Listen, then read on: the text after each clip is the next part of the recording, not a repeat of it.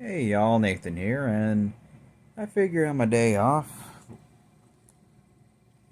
why not post a YouTube video? Well, I should say make a YouTube video. Anywho, the other day, the missus and I decided to go see the new Guardians of the Galaxy movie. And I have to say, it was great. I loved almost everything about it. Um, Humor was, there. The action was over the top. And, yeah, all the actors did great, and,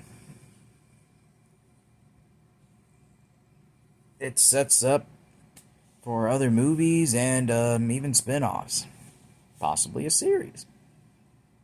Anywho, but I'm not really going to focus too much on Guardians Galaxy 3.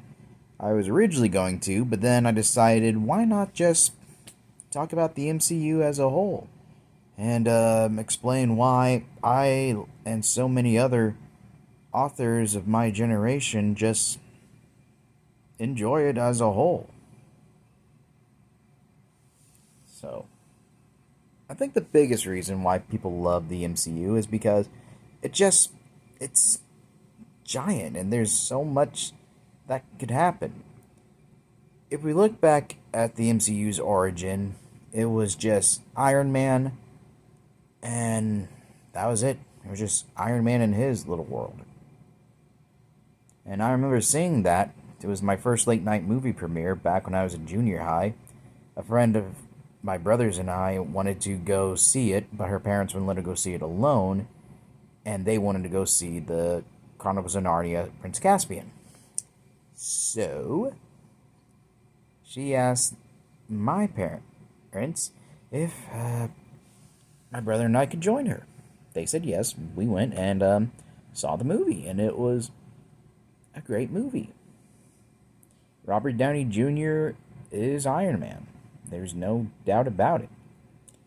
And then, of course, they showed previews for The Incredible Hulk.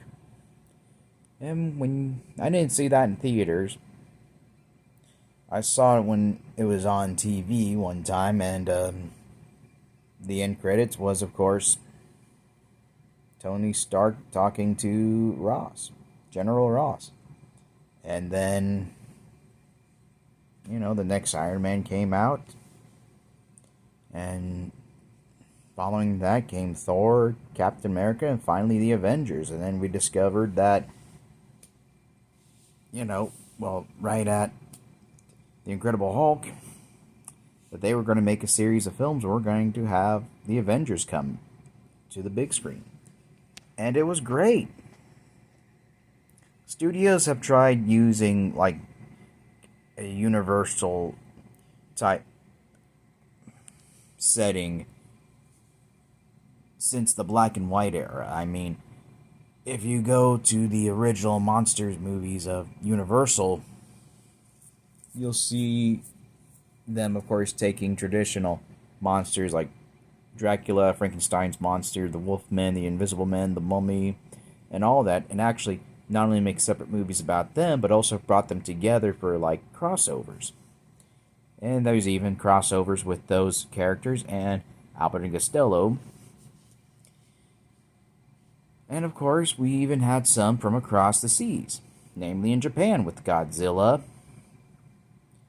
King Kong, Rodan, Mothra, and, all of them, fighting one another, or, teaming up to fight an even bigger threat.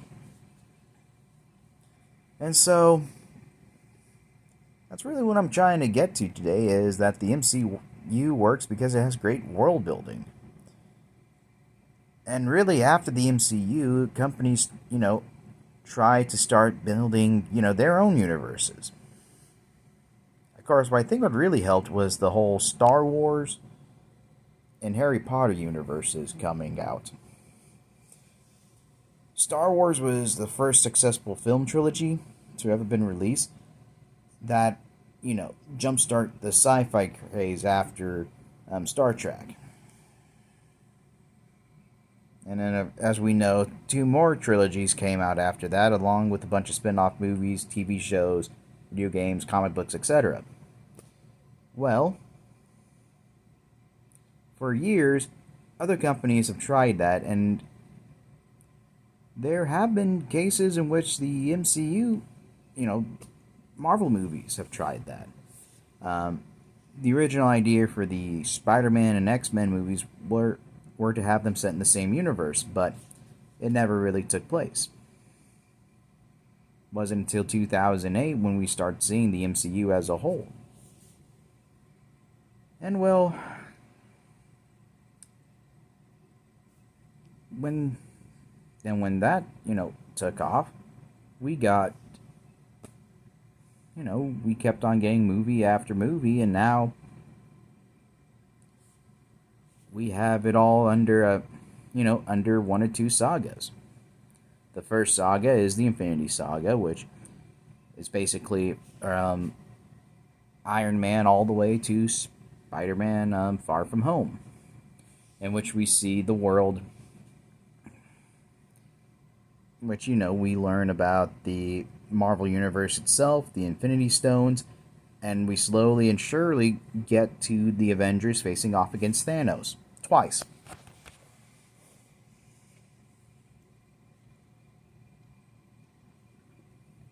And of course the epilogue, that being Spider-Man Far From Home, and which sets up the idea of a multiverse.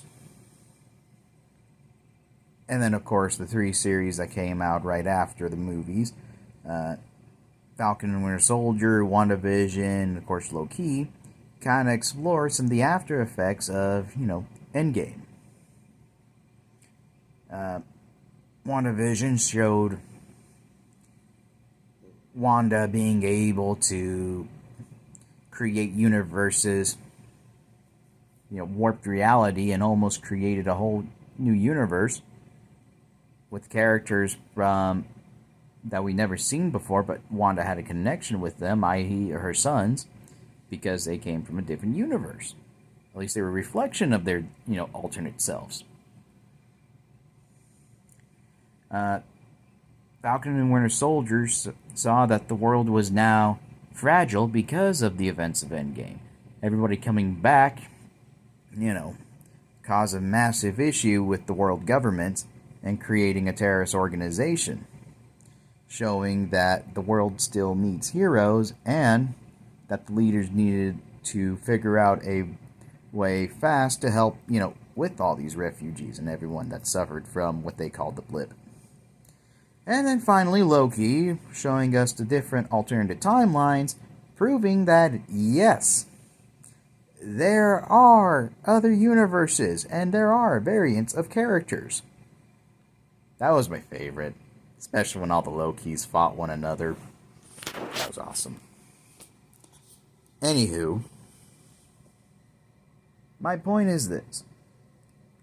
All this happened because from the first Iron Man all the way to the first Avengers, we basically saw a foundation that helped create a world. And I try to do the same thing with my book, The Royal Magical Guardsman, in which, I introduced David and his hometown of Wheatville. Yeah, a farm village out in the middle of nowhere. And then he slowly starts to look, he goes from one village to another, noticing differences and similarities. And when he gets to a city, he's bombastic. And then, of course, I go into, different territories, hierarchies and all that. And then setting it up for, exploring the rest of this nation. And honestly, this is only one nation or kingdom that I've, thought that I'm showing off so far. I have ideas for other ones set in the same universe. And I've also said that the Royal Magical Guardsman is set in the Dark Age of my timeline. And a lot of things happen in the Dark Age in both throughout the whole world because of, the environment, the low crop production, all the wars, plagues, famine, all that stuff. But, I can still, create series or characters set in like the Middle Ages and like a pre-Roman times, or even excuse me, before any civilization begins.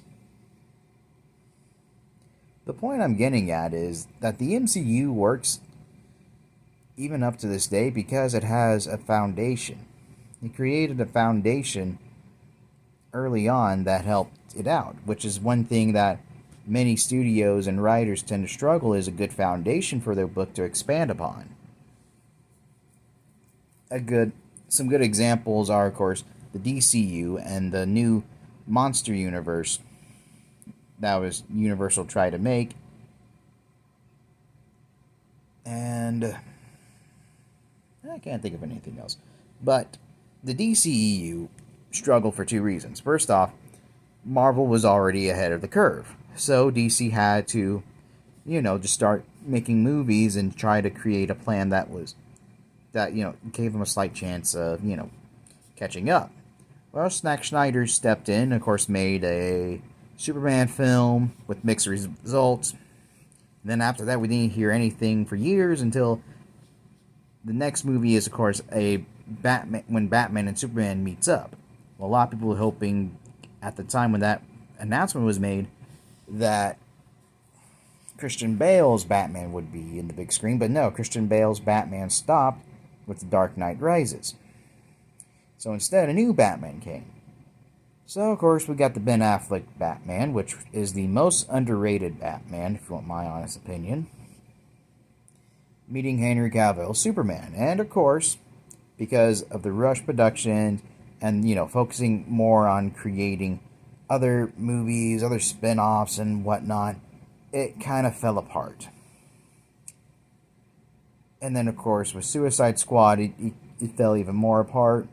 Wonder Woman almost saved it, but when they tried with Justice League again, it didn't work. It didn't work because it had to introduce Aquaman, Cyborg, The Flash, and, of course, the main enemy, which at the time was Steppenwolf. But another reason why it also failed was because behind the scenes, switching directors from Zack Snyder to Joss Whedon, and I think that's his name, I can't remember. Anywho, and now the DCEU is, it had some good movies here and there, but for the most part it's falling apart. And James Gunn, who is one of the many writers of the MCU, specifically the Guardians of the Galaxies, is stepping in to help reboot the franchise. And he's going to have a lot of work because he's got to reintroduce characters that we've seen multiple times, such as Superman, Batman, and Wonder Woman. And not to mention other lesser known characters that's not mainstream. But he can, because the Guardians of the Galaxy, like the first Iron Man, had to help expand the MCU with the galaxy, which it did. Thor kind of showed that there are multiple worlds in the MCU, but the Guardians of the Galaxy went even further and actually took us to multiple planets. And a prison cell. Best scene ever. Anywho. So, the MCU, one thing that most fans will agree on is that it has the best world building in modern cinema history. And writers should really look into it and see how it's done with that, and try to pull out the elements, not necessarily copy and paste, but find the elements that work and try to incorporate that into their writing, kind of like what I did with the Royal Magical Guardsman. So anyways, that's it for today's video. I've noticed how long I've been talking. I wish I love to talk. I'll explain some of my quirks in a later video if you guys like. leave in the comments down below if you want me to explain some of my quirks, or if you want me to go on my Instagram, or not Instagram, TikTok, and talk about my quirks. And I could do that as well. Anywho. On July 15th, I will be at the Heroes for Kids Comic-Con in Perryville, Missouri. I'll be setting up as a vendor there to sell signed copies of my book. I'll also will have some of my wife's knickknacks there as well to sell. If you would like to come and pick up a copy of the Royal Magical Guardsman, or if you have a copy of it and you want to get it signed, you can meet me over there. It's like $5 to get in. It all goes to a local charity. These are awesome people. It's Star Wars theme. So you can see some awesome cosplayers and get some awesome merchandise. And you can also meet, yours truly, possibly my wife, and even my parents, because I convinced my dad to sell his rocks at this comic convention. Yeah, my dad likes selling rocks and gemstones. So, but yeah, anyways, thanks for watching. Please like, share, and subscribe to this channel. Share it with your friends and family, and follow me on other social medias. Until then, y'all have a good day. Peace.